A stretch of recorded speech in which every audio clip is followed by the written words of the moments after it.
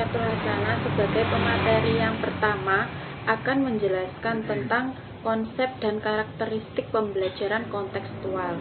Pembelajaran kontekstual menekankan kepada proses keterlibatan siswa untuk menemukan materi. Artinya, proses belajar berorientasi pada program pengalaman secara langsung. Proses belajar dalam konteks pembelajaran kontekstual tidak mengharapkan agar siswa hanya menerima pelajaran, akan tetapi proses mencari dan menemukan sendiri materi pelajaran. Kemudian, pembelajaran ini mendorong agar siswa dapat menemukan hubungan antara materi yang dipelajari dengan kehidupan nyata, yang artinya peserta didik dituntut untuk menangkap hubungan antara pembelajaran di sekolah dengan kehidupan nyata di masyarakat. Yang selanjutnya yaitu karakteristik pembelajaran kontekstual, yaitu pembelajaran diarahkan pada keterlibatan keterampilan dalam konteks kehidupan nyata. Pembelajaran dilaksanakan dengan memberikan pengalaman bermakna bagi siswa. Pembelajaran dilaksanakan melalui kerja kelompok, berdiskusi dalam situasi yang menyenangkan dan saling bekerja sama. Pengetahuan yang diperoleh bukan untuk dihafal, tetapi untuk dipahami dan diyakini, melakukan proses program pembelajaran secara kontinu. Seperti itu. Sekian dari pemateri yang pertama.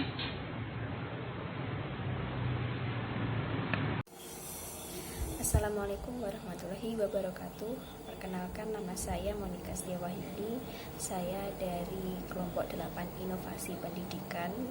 Saya dari kelas 6F. Di sini saya akan menjelaskan tentang pendekatan pembelajaran kontekstual. Jadi dalam pendekatan pembelajaran kontekstual ini ada banyak sekali jenis dan karakteristiknya, yang mana dalam karakteristik itu berhubungan dengan fokus dalam pembelajaran tersebut. Nah, jadi dalam pembelajaran itu ada yang fokus terhadap peserta didik, ada juga yang fokus terhadap kemampuan peserta didik, kemampuan berpikirnya, kemudian ada pada aktivitas, kepada media, atau juga kepada sumber dan juga lingkungan dari pembelajaran tersebut, dari sekolah tersebut. Kemudian dalam pendekatan pembelajaran kontekstual ini, peserta didik dianggap sebagai seseorang atau yang mampu untuk berkembang. Artinya siswa itu bukan lagi dipandang sebagai orang dewasa kecil, tetapi sebagai seseorang yang mau berkembang. Berkembang artinya dia itu bisa belajar dengan pengalaman-pengalaman yang mereka miliki, seperti itu. Dan karena setiap anak itu memiliki kecenderungan dan juga latar belakang yang berbeda-beda, maka mereka juga senang untuk belajar dengan hal-hal yang baru dan penuh tantangan, seperti itu.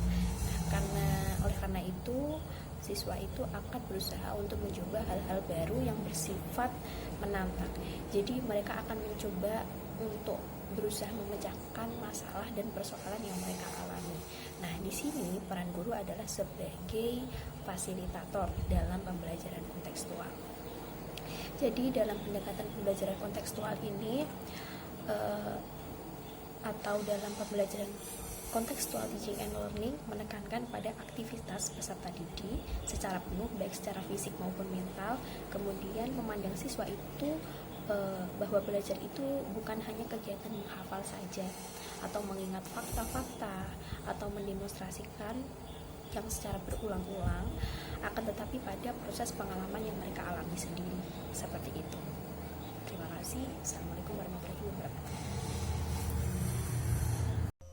Assalamualaikum warahmatullahi wabarakatuh.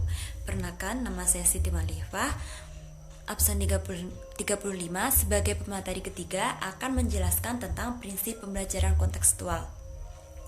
Menurut Johnson, dalam pembelajaran kontekstual minimal ada tiga prinsip utama yang sering digunakan, yaitu yang pertama, prinsip saling ketergantungan.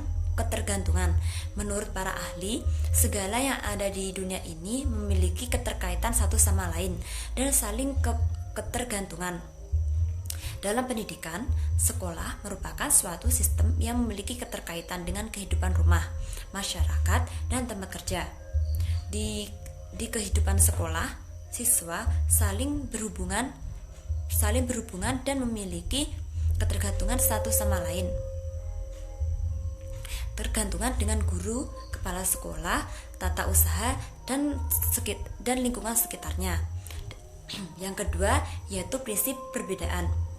Prinsip perbedaan mendorong siswa menghasilkan keberagamaan, perbedaan, dan keunikan. Yang ketiga, prinsip perorganisasian diri. Prinsip perorganisasian diri menyatakan bahwa proses pembelajaran diatur, dipertahankan, dan disadari oleh siswa itu sendiri dalam merealisasikan seluruh potensi yang ada di dalam dirinya. Prinsip perorganisasian menurut para pendidik di sekolah agar mendorong setiap siswa untuk memahami dan merealisasikan potensi yang dimiliki seoptimal mungkin. Terima kasih. Selanjutnya saya Latifatur Rohmas akan menyampaikan materi mengenai model pembelajaran kontekstual. Model pembelajaran kontekstual merupakan konsep belajar yang membantu guru mengaitkan antara materi yang didengarkannya dengan situasi dunia nyata dan mendorong siswa membuat hubungan antara pengetahuan yang dimilikinya dengan menerapkan dalam kehidupan mereka. Nah, langkah-langkah model pembelajaran kontekstual yang pertama yaitu melaksanakan sejauh mungkin kegiatan inquiry untuk semua topik.